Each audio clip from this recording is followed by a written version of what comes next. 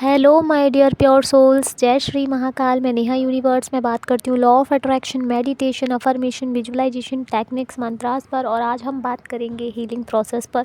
Healing जब हम किसी रिश्ते में करते हैं या लोगों में करते हैं, जैसे कि ब्रदर सिस्टर हो गए या रिलेशनशिप्स में हो गए, हम दूसरे पार्टनर की हीलिंग करते हैं या अपने पर्सन की हीलिंग करते हैं या अपने भाई बहन में किसी की भी हीलिंग कर रहे होते हैं, तो हम ये देखते हैं कि जब हम हीलिंग करते हैं तो उस इंसान में जो है चेंज आना स्टार्ट हो जाता है। लेकिन जैसे ही हम हीलिंग बंद कर देते हैं या फिर तो वो हीलिंग जब हम बंद कर दी, जैसे हमने 1 हफ़्ते की, 2 हफ़्ते की, हमने देखा कि ओके ओके होने लगा है, तो हम हीलिंग को बंद कर देते हैं, हम और कुछ करने लगते हैं, हीलिंग छोड़ देते हैं। तो फिर से ही वो वापस क्यों होने लगती है, वही वो रिएक्शन जो हीलिंग के दौरान होना बंद हो गए थे, वही एक्शन दोबारा से होने लगते हैं, जिसकी वजह से हम सब ये कंफ्यूज्ड में होते हैं कि ये तो हम जब तक क्या हम लाइफ टाइम ही हीलिंग करते रहेंगे ऐसे, कि वो लाइफ टाइम ऐसे बने रहें। क्योंकि जैसे ही हम हीलिंग करना बंद कर देते हैं तो वापस से ही वही सारी चीज़ें दोबारा होने लगती है। मान लीजिए किसी का गुस्सा करने का नेचर है या किसी की कोई टॉक्सिक ऐसी हैबिट है जो बहुत टॉक्सिक लगती है या कुछ भी, तो जब हम उसकी हीलिंग कर रहे होते हैं लेकिन दोबारा से ही फिर वो सारी चीज़ें होने लगती हैं, तो फिर ये डाउट आता है कि आखिर हमें हीलिंग करनी कब तक है। देखिए, पहले तो मैं आपको ये बताऊं कि इंसान के अंदर जो भी हैबिट्स होती हैं, चाहे वो अच्छी हो या बुरी हो, ये जो हमारी बॉडी होती है ना, ये हमारी बॉडी हमारे कर्मास के अनुसार ही बनती है। ठीक है, हमारे कर्म कैसे होंगे, यहाँ तक कि हमारी रेखाएं, हमारे मस्तिष्क की रेखाएं, हमारे तलवों की रेखाएं, हमारे तिल, इन सब का भी एक मतलब होता है। बहुत कुछ, ये बहुत ही डीप वाली बात है। ठीक है, तो हमारी बॉडी की जो आकृति होती है, जो भी होती है ना, ये रोम वगैरह, एक एक रोम भी मैं कहूँ तो वो एक कर्मा के अनुसार होता है। तो ये जो हमारे अंदर हैबिटें होती हैं, आदतें होती हैं, ये यूं ही नहीं हमारे अंदर आ जाती हैं, ये यूं ही उस पर्सन के अंदर नहीं आई हैं।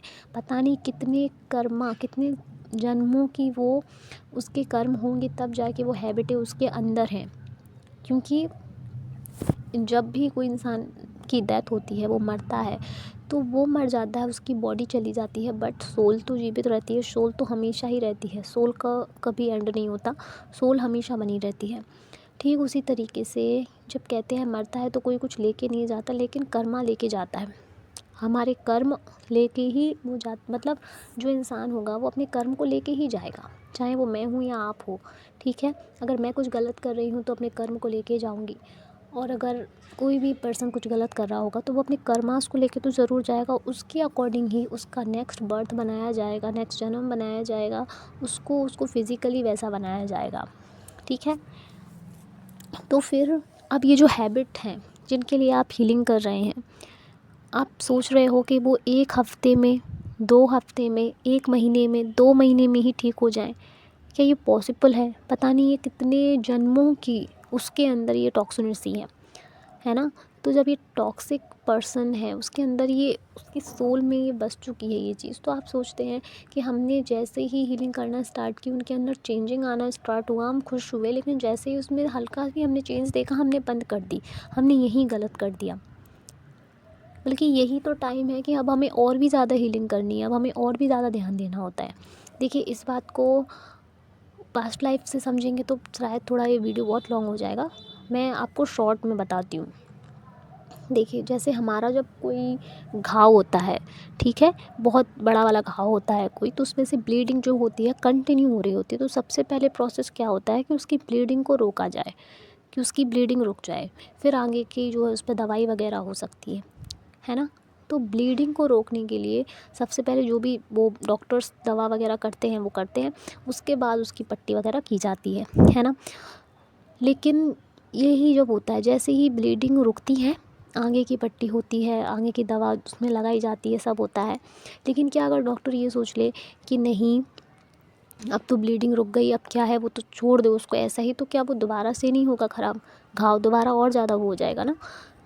लेकिन डॉक्टर ऐसा नहीं सोचते, क्यों? क्योंकि उनको पता है कि अभी इलाज की ज़रूरत है। ब्लड रुक गया इसका मतलब ये नहीं कि अब ज़रूरत ही नहीं है, सही हो गया, नहीं, उन्हें पता है अभी सिर्फ ब्लड ही रुका है, अभी हमें और भी मेहनत करनी है यहाँ पे, मतलब और भी काम करना है, दवा वगैरह करनी है, तो वो काम करते हैं। हम क्या करते हैं रिलेशनशिप में, हीलिंग भी बस ऐसे ही होती है। जैसे ही उनके अंदर हल्का सा चेंज आने लगता है, हम सोचते हैं अब तो ये पूरे हील हो गए और हम हीलिंग करना छोड़ देते हैं, लेकिन ऐसा नहीं करना चाहिए। हीलिंग आप कंटिन्यू करिए, कंटिन्यू करिए। अब बोलेंगे तो क्या महीने भर करें, 2 महीने, आप कितनी भी टाइम कीजिए। मैं तो कह रही हूँ, देखो ये जन्मों के उसके अंदर टॉक्सिसिटी होती है, तो उनको आप 1 ही 2 महीने में तो नहीं घटा सकते। उसके लिए थोड़ा सा टाइम लग सकता है, फिर वो चाहे लड़की हो या लड़का हो, या रिलेशन में हमारी फैमिली में कोई भी हो सकते हैं वो, ठीक है। तो फैमिली में ज़रूरी नहीं है ये बात मैं सिर्फ हस्बैंड बॉयफ्रेंड के लिए कर रही हूँ, या फिर आपके निजी रिलेशनशिप्स के लिए। मैं फैमिली मेम्बर्स में भी कई सारे ऐसे लोग होते हैं जो काफ़ी टॉक्सिक होते हैं, तो हम उनके लिए भी हीलिंग कर सकते हैं। हमने उनके लिए हीलिंग की। अब इसको हीलिंग में कैसे करनी है, वैसे हीलिंग तो सबको ही पता होगा, लेकिन अदरवाइज़ जिसको नहीं पता है मैं उनको बताती हूँ कि हीलिंग आप फ़ोटो टेक्निक के थ्रू कर सकते हैं, या फिर आप होपोनोपोनो के थ्रू कर सकते हैं। दोनों में एक ही चीज़ करनी है। होपोनोपोनो जब आप कर रहे हैं तो उस इंसान को विजुलाइज़ करना है जिसके लिए आप हीलिंग कर रहे हैं। उसको अंदर ही अंदर अपनी आँखों को बंद करना है, विजुलाइज़ करना है, वो पर्सन, वो सोल आपके सामने है। आप भी एक सोल हैं, वो भी एक सोल है, आप भी एक आत्मा है, वो भी एक आत्मा है। एक आत्मा दूसरी आत्मा को हील कर रही है, ठीक है। तो उनको बोलना होता है I am sorry, please forgive me, thank you, I love you. I am sorry, please forgive me, thank you, I love you.